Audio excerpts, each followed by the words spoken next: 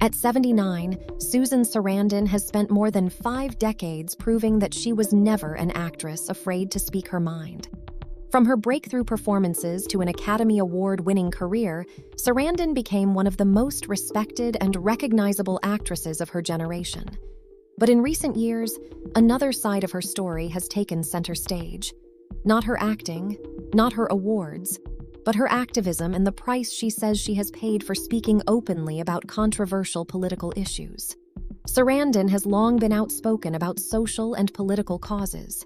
She has never been the kind of Hollywood star to remain comfortably silent when she believed something was wrong.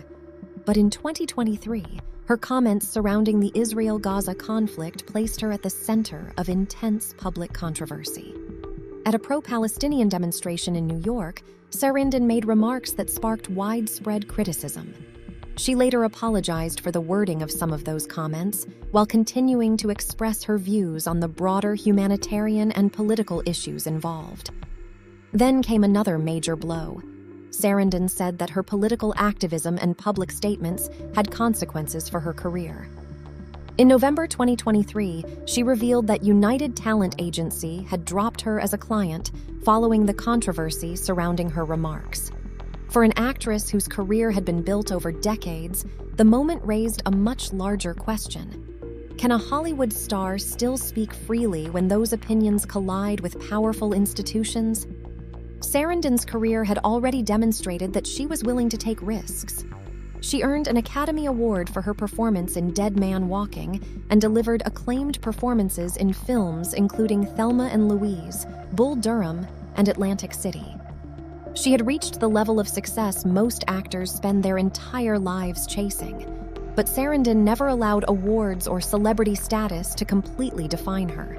Her activism was always part of her public identity, and that made the backlash surrounding her political comments especially significant. For Sarandon, however, losing access to parts of the traditional Hollywood system did not mean the end of her career. She continued working. She explored independent productions and projects outside the conventional Hollywood machine, demonstrating that an established actor can still find opportunities beyond the industry's biggest institutions. Her story is therefore not simply about being canceled or pushed out of Hollywood. It is about something more complicated.